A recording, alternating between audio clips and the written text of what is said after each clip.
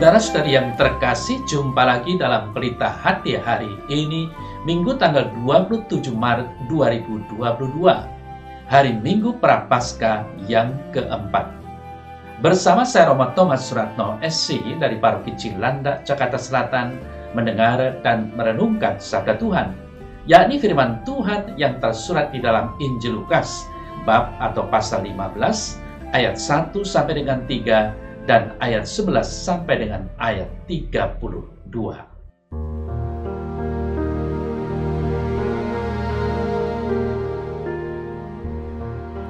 Para pemungut cukai dan orang-orang berdosa biasanya datang kepada Yesus untuk mendengarkan Dia. Maka bersungut-sungutlah orang-orang Farisi dan ahli-ahli Taurat, katanya. Ia menerima orang-orang berdosa dan makan bersama-sama dengan mereka. Lalu ia mengatakan perumpamaan ini kepada mereka. Ada seorang mempunyai 2 anak laki-laki. Kata yang bungsu kepada ayahnya, "Bapa, berikanlah kepadaku bagian harta milik kita yang menjadi hakku." Lalu ayahnya membagi-bagikan harta kekayaan itu di antara mereka. Beberapa hari kemudian, anak bungsu itu menjual seluruh bagiannya itu lalu pergi ke negeri yang jauh. Di sana ia memboroskan harta miliknya itu dengan hidup berfoya-foya. Setelah dihabiskannya semuanya, timbullah bencana kelaparan di dalam negeri itu dan ia pun mulai melarat. Lalu ia pergi dan bekerja pada seorang majikan di negeri itu. Lalu ia ingin mengisi perutnya dengan ampas yang menjadi makanan babi itu, tetapi tidak seorang pun yang memberikannya kepadanya. Lalu ia menyadari keadaannya, katanya, "Betapa banyaknya orang upahan Bapakku yang berlimpah-limpah makanannya, tetapi aku di sini mati kelaparan. Aku akan bangkit dan pergi kepada Bapakku dan berkata kepadanya, Bapa, aku telah berdosa terhadap sorga dan terhadap Bapa. Aku tidak layak lagi disebut anak Bapa. Jadikanlah aku sebagai salah seorang upahan Bapa." Maka bangkitlah ia dan pergi kepada bapaknya.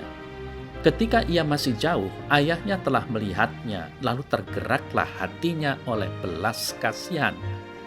Ayahnya itu berlari mendapatkan dia, lalu merangkul dan mencium dia.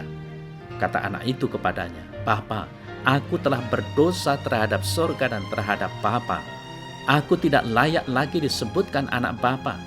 Tetapi ayah itu berkata kepada hamba-hambanya, "Lekaslah bawa kemari jubah yang terbaik, pakaikanlah itu kepadanya, dan kenakanlah cincin pada jarinya dan sepatu pada kakinya.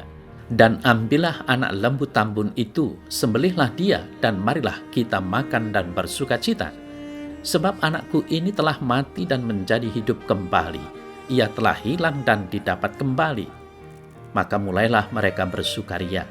Tetapi anaknya yang sulung berada di ladang, dan ketika ia pulang dan dekat ke rumah, ia mendengar bunyi seruling dan nyanyian tari-tarian. Lalu ia memanggil salah seorang hamba dan bertanya kepadanya, "Apa arti semuanya itu?" Jawab hamba itu, "Adikmu telah kembali dan ayahmu telah menyembelih anak lembu tambun, karena ia mendapatnya kembali dengan sehat." Maka marahlah anak sulung itu dan ia tidak mau masuk. Lalu ayahnya keluar dan berbicara dengan dia. Tetapi ia menjawab ayahnya, katanya, "Telah bertahun-tahun aku melayani Bapa dan belum pernah aku melanggar perintah Bapa. Tetapi kepadaku belum pernah Bapa memberikan seekor anak kambing untuk bersukacita dengan sahabat-sahabatku. Tetapi baru saja datang anak Bapa yang telah memboroskan harta kekayaan Bapa bersama-sama dengan pelacur-pelacur, maka Bapa menyembelih anak lembu tambun itu untuk dia." Kata ayahnya kepadanya, "Anakku, engkau selalu bersama-sama dengan aku, dan segala kepunyaanku adalah kepunyaanmu. Kita patut bersukacita dan bergembira, karena adikmu telah mati dan menjadi hidup kembali. Ia telah hilang dan didapat kembali."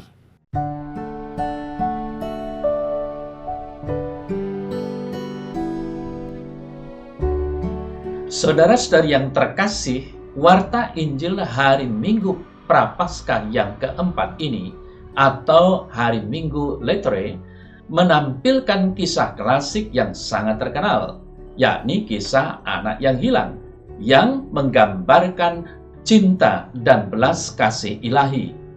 Kegembiraan Bapa akan anaknya yang hilang dan telah kembali, dan kegembiraan anak hilang karena telah diterima lagi. Saudara-saudari yang terkasih, kalau kita perhatikan dalam kisah ini, sebetulnya merupakan penutup dari serangkaian kisah.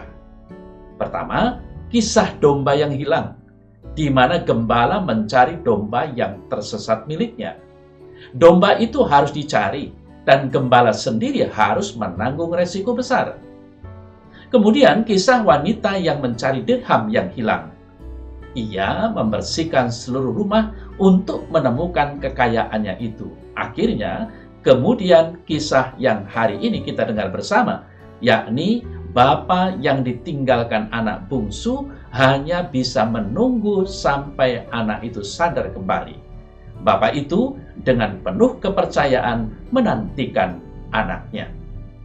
Saudara-saudari yang terkasih, yang mungkin sedikit mengherankan dalam kisah terakhir ini ialah peranan anak sulung. Ia tidak mau menerima adiknya, bahkan menggerutu. Kalau kisah itu dilihat dari sisi pelaku-pelaku, maka nampaknya si anak sulung itu adalah isyarat tentang orang-orang Farisi dan para ahli kitab. Mereka itulah si sulung dalam lingkungan bangsa terpilih. Mereka tidak mampu memahami kasih Allah yang penuh kerahiman terhadap pendosa, sehingga hanya bisa menggerutu bila Allah menyayangi pendosa. Dengan demikian, seluruh kisah sebetulnya tidak hanya merenungkan kasih Allah terhadap pendosa, melainkan juga pembelaan mengapa justru pendosa masih mendapat kasih sayang Allah. Lalu saudara-saudari yang terkasih, apa yang menjadi poin-poin pewartaan Injil hari ini? Yang jelas, kalau kita perhatikan kisah ini sebenarnya kaya akan unsur-unsur pemahaman dan akan misteri kasih, pengampunan, pertobatan, dan kehidupan bersama dalam rahmat. Unsur-unsur itu bisa direnungkan misalnya lewat peranan yang ditampilkan para pelaku. Pertama, bapa yang membiarkan anaknya menuntut hak warisan, menunjukkan betapa baik bapak itu dan betapa ia mempercayai anaknya. Anak bungsu yang tidak mempunyai hak ternyata diberikan hak dan kebebasan untuk menentukan hidupnya sendiri. Tentu dengan pengharapan bahwa anak itu akan memanfaatkan kasih bapa untuk berkembang sepenuhnya sebagai seorang anak. Lalu yang kedua, saudara terkasih, anak bungsu ternyata pergi menentukan nasib pilihannya sendiri. Kebebasan digunakan untuk menjauhkan diri dari ikatan kasih keluarga. Kesengsaraan yang kemudian dialami menyadarkannya akan kasih keluarga. Kesadaran itu membawanya kembali ke pangkuan keluarga. Ia mempunyai keberanian untuk kembali. Ini adalah pokok utama perumpamaan, yang mana mau dikatakan bahwa prakarsa pertobatan itu datang dari Allah Bapa yang berbelas kasihan. Saudara saya yang terkasih, sebelum orang berdosa sempat mengakui kesalahannya, belas kasihan Allah Bapa sudah menantikan dan menjemputnya. Pengampunan Allah Bapa sudah tersedia terlebih dulu, sehingga juga tampak dalam Yesus yang mencari orang berdosa itu. Yang amat mengagumkan ialah bahwa Allah Bapa menerima kembali orang yang bertobat, bukan sebagai upahan yang ditugaskan, melainkan memulihkan statusnya sebagai anak yang tercinta, melebihi harapan orang yang bertobat. Inilah warta gembira yang penting bagi pembaca atau pendengar yang mungkin merasa dirinya sudah tidak layak lagi menjadi anggota keluarga Allah Bapa. Lalu yang ketiga, saudara-saudari yang terkasih, anak sulung yang menggerutu merupakan isyarat betapa manusia saling cemburu terhadap kasih ilahi yang dinyatakan Allah dalam hidup ini. Sikap cemburu tidak mengembangkan kehidupan bersama, melainkan membuat orang menutup diri terhadap kebaikan yang ada. Anak sulung ini menampilkan diri sebagai orang saleh, tetapi ternyata memisahkan diri dari rumah Bapa. Saudara-saudari yang terkasih, masalahnya pengampunan Bapa terhadap orang berdosa kurang menjadi warta gembira bagi orang yang taat beragama.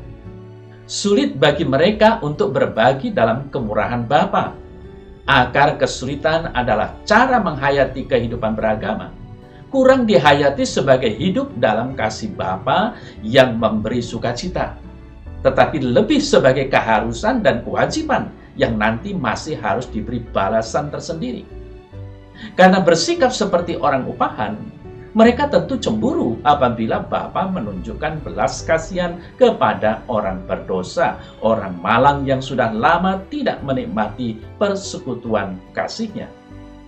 Juga, saudara-saudara yang terkasih, manusia-manusia saleh yang membangkang ini adalah orang berdosa yang didekati Bapa. Dengan sabar Bapa mendengar keluhannya dan berusaha membuka hatinya bagi saudaranya yang lebih malang. Bapa menunjukkan belas kasihan kepada pendosa yang saleh ini dengan maksud agar ia pun akhirnya dapat merasakan kedekatan dengan Bapa sebagai hadiah yang menggembirakan, lalu menjadi mampu untuk mengambil bagian dalam belas kasihan dan sukacita Bapa terhadap yang berdosa. Apakah tujuan ini tercapai? Tidak lagi diceritakan dalam perumpamaan ini. Kisah yang masih terbuka ini harus diselesaikan oleh kita sendiri tentunya yang mendengarkan kisah ini. Maka saudara-saudara yang terkasih, kisah ini dapat kita renungkan seperti ini. Pertama, bahwa manusia itu diciptakan karena kasih Allah. Maka manusia bermandikan rahmat. Namun dalam kenyataan, manusia merasa bahwa dirinya bisa mengatur hidupnya sendiri tanpa campur tangan Tuhan untuk kemurahan rahmat Allah. Bahkan manusia juga nampak dibelenggu oleh sikap yang merasa bahwa dirinya sendirilah yang berhak memiliki semua karunia rahmat atau kekayaan di rumah Bapa. Sementara, saudara saya terkasih, Allah meminta semua anaknya untuk memandang Dia sebagai Bapa, yakni sumber cinta, dan semua anaknya harus hidup bersama dan bersatu dengan Bapa dan dengan semangat cinta yang sama. Kiranya hubungan dalam keluarga bangsa manusia pun harus merupakan suatu hubungan kasih. Kasih itu memungkinkan kita untuk hidup bersama dan mengatasi berbagai kebekuan dalam hukum, seperti tatkala orang menuntut hak-haknya. Kasih pula yang memungkinkan kita menerima kemurahan hati Tuhan dalam pengampunan. Nah, saudara-saudara yang terkasih, kita pun kadang bersikap seperti anak yang hilang itu, menjauh dari Allah dan hidup jauh dari jalan-jalannya. Warta Injil hari ini mengingatkan kita untuk senantiasa mau kembali kepada Bapa yang siap menerima kita kapanpun kita datang kepadanya dan tetap menjadi anak-anaknya. Namun menjadi peringatan juga bagaimana kita menghayati hidup sebagai orang beragama. Jangan-jangan kita seperti anak sulung, menghayati hidup dalam agamanya dan merasa diri saleh namun hanya sebagai petugas dan pelaksana kewajiban agama. Sehingga hatinya tertutup bagi sesamanya, terutama hatinya tertutup terhadap pertobatan orang-orang berdosa. Maka dari itu, saudara-saudari yang terkasih, marilah di masa Prapaskah ini, di mana sekarang sudah semakin dekat dengan perayaan Paskah, sungguh-sungguh kita berusaha bertobat seperti anak yang hilang. Bukan karena takut dan bukan karena apa, melainkan sadar bahwa Allah Bapa itu maha murah dan maha rahim. Dia mencintai siapa saja dan sangat merindukan kita yang sudah meninggalkan Dia, karena kita telah melakukan tindakan-tindakan, perbuatan-perbuatan yang hanya menuruti kehendak sendiri dan tidak mempedulikan kehendaknya. Kita hanya memikirkan diri sendiri dan bertindak egois dan tidak memikirkan sesama. Sekali lagi, kita harus kembali kepadanya dan mengasihi dengan sepenuh hati karena Allah Bapa telah dan terus akan mencintai kita dan sesama kita. Dalam nama Bapa dan Putra dan Roh Kudus. Amin. Ya Allah yang Maha Rahim, aku menyesal atas segala dosaku, sebab patut aku Engkau hukum. Sebab aku telah menghina Engkau yang Maha Murah dan Maha Baik bagiku.